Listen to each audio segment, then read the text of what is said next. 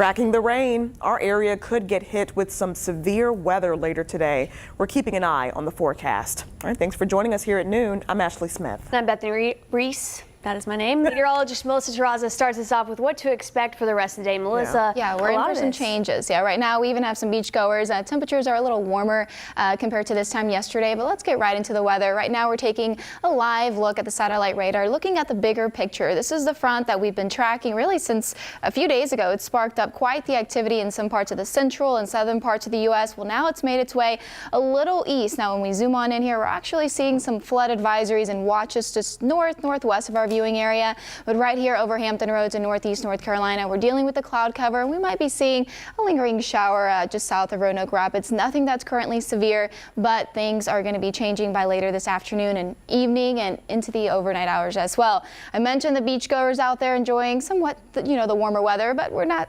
really seeing a whole lot of sunshine. We're seeing lots of 70s, upper 60s as well. I mean, we're at 59, a little cooler up in Melfa, but these warmer temperatures, when you add that in, you factor it in with the instability and all of the moisture in the upper levels of the atmosphere, that's really going to be helping feed these thunderstorms later on. Now, yesterday we were under that slight risk for severe weather. They bumped it up a notch. We're now at a level 3. This encompasses all of Hampton Roads in northeast North Carolina. This means that the gusty winds, the high winds are possible. We could see damaging wind gusts ranging anywhere from 40 to 60 miles per hour. We're not going to rule out a few isolated tornadoes, so definitely you want to make sure that you're staying weather aware today. And we're going to time it all out.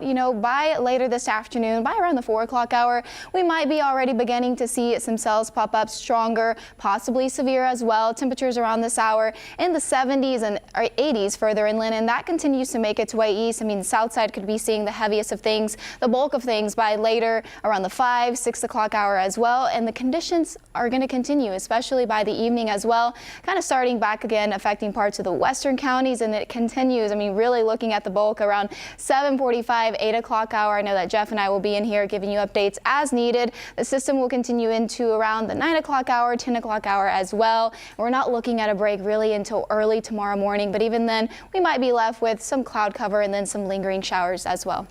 Guys. All right, thank you, Melissa. Now, because of the chance of severe weather, Elizabeth City Pasquotank Public Schools says it's letting students out early today. Elementary school students will get released in just 30 minutes at 12:30. Middle and high school students leave at 1:30. Now, don't forget, you can always get the weather on air, online, and on the go with our app. To download it right now, pull out your smartphone, scan the QR code on your screen. The app is free in the App Store and on Google Play. Developing news just coming into the newsroom. A spokesperson for the U.S. Fleet Forces tells us service members are hurt after the aircraft made a hard landing. This happened at Fort Story and Virginia Beach just after 4 yesterday. We're told this happened during routine joint training, and we're working to figure out what went wrong and exactly how many people were involved. And an update now to a deadly shooting out of Chesapeake. Police tell us 57-year-old George Frangos is the man who died Wednesday night in a shooting. The shooting happened on Walden Street in South Norfolk. No word yet on what led up to that or if police are looking right now for any suspects. And it's been a violent week in Hampton Roads. Leaders from all 7 Hampton Roads cities and beyond are coming together today to hash out solutions for the violence uptick. And this includes mayors and their chief administrators. The meeting is a continuation of ideas that leaders talked about in an April meeting. Allison Basil found out what we can expect to hear from them today. In less than 30 minutes, mayors and other city leaders in Hampton Roads will meet here at the Hampton Roads Planning District Commission in Greenbrier. The goal of this meeting is to discuss ways to prevent violent crime in our region. For the first time last month, mayors in the 757 brought their chief administrators to the table to dive into the discussion.